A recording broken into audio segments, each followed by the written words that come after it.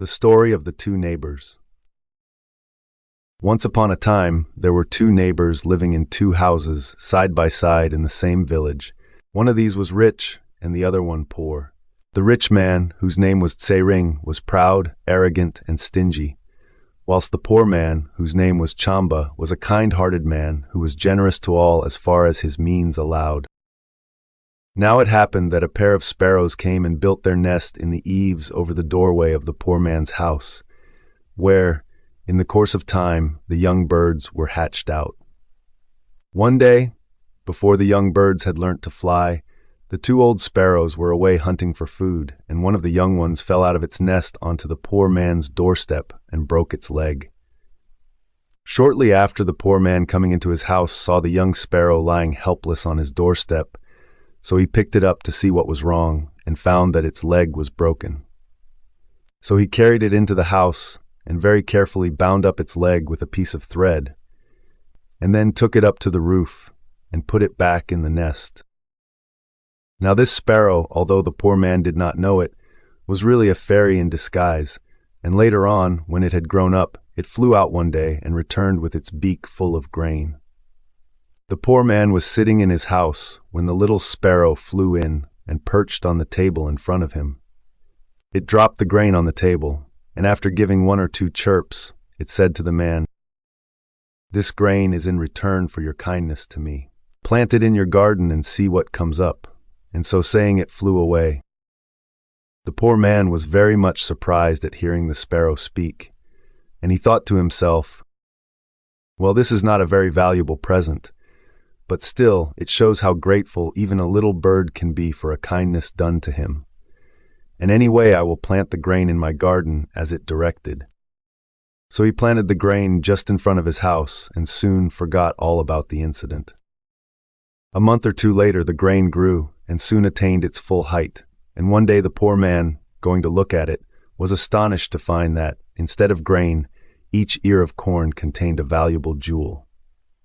He was very much delighted at this discovery, and having collected all the jewels, he carried them away to a neighboring town, where he was able to sell them for a large sum of money, and thus found himself in a condition of great comfort and prosperity. Soon after this, the rich neighbor, having observed the change which had taken place in the poor man's circumstances, came over one day in order to try and find out how Cham-ba had become so rich and prosperous. He carried over with him a jug of beer, and, on the pretense of conviviality, he offered his neighbor a drink, and during the course of the conversation which followed, he asked Cham-ba to tell him the secret of his new wealth. Cham-ba, who was of a very unsuspicious nature, related to him the whole story of the sparrow, the grain, and the jewels, and having learnt the secret, the rich man returned to his own house, pondering deeply how he could turn this story to his own advantage. Now it happened that a sparrow had hatched out her young in a nest just over his house door also. So next day he went up onto the roof, and leaning out over the parapet, he picked out a young sparrow from the nest with a pair of chopsticks, and dropped it onto the ground below, where the poor little bird broke its leg. He then went down, picked up the young sparrow, bound up its leg with a piece of thread, and put it back into its nest, saying as he did so that he hoped it would remember his kindness. Sure enough, when the sparrow grew up, it flew into his house one day and perched on the table before him. It dropped some grain from its beak, and after a few preliminary chirps, it said, "This grain is a present in return for your kindness to me. Plant it in your garden and see what grows up." The rich man was greatly delighted on hearing this, and thought to himself that he would soon be the possessor of beautiful jewels like his neighbor. He prepared a bed very carefully in his garden, and planted the grain in the richest part of the soil. Every day he used to go and watch the spot, carefully examining the young shoots to see how they were getting on. The seeds sprouted and grew very fast, and one morning, when he went out as usual to see how his crop was doing, to his astonishment he found that instead of a few stalks of barley, as he had expected, a great fierce-looking man, with a bundle of papers under his arm, was standing in the middle of the bed. The rich man was very frightened at seeing this truculent-looking stranger, and asked who he was. "I was a creditor of yours in one of your former existences," replied the apparition. "You were then heavily in my debt, and I have come back here with all the necessary documents to claim what you owed me." So saying, the stranger seized upon the rich man's house, his cattle, his sheep, his lands, and all his possessions, and reduced the rich man to the position of a slave in his household. Some months after, Cham-ba, now rich and prosperous, started off on a journey, and before going he asked Tse-ring to take charge of a bag of gold dust for him, and to keep it until he returned. Tse-ring undertook the charge of the gold, but in his new state of poverty and dependence, he was unable to resist the temptation of spending some of it, and at last he found that the whole of the gold left in his charge was exhausted. Not knowing what to do, he filled the bag with sand and awaited his neighbor's return with some trepidation. A few days after Cham-ba came back from his journey and called upon his neighbor and asked for his bag of gold, Tse-ring produced the bag and handed it over to Cham-ba without saying anything, and when Cham-ba opened it to see whether the gold was all right, he found that it contained sand instead of gold. "How is this?" said he.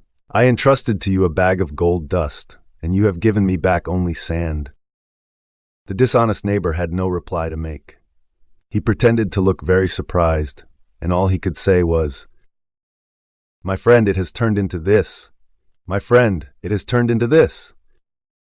Cham-ba said nothing more, but carried off the bag to his own house.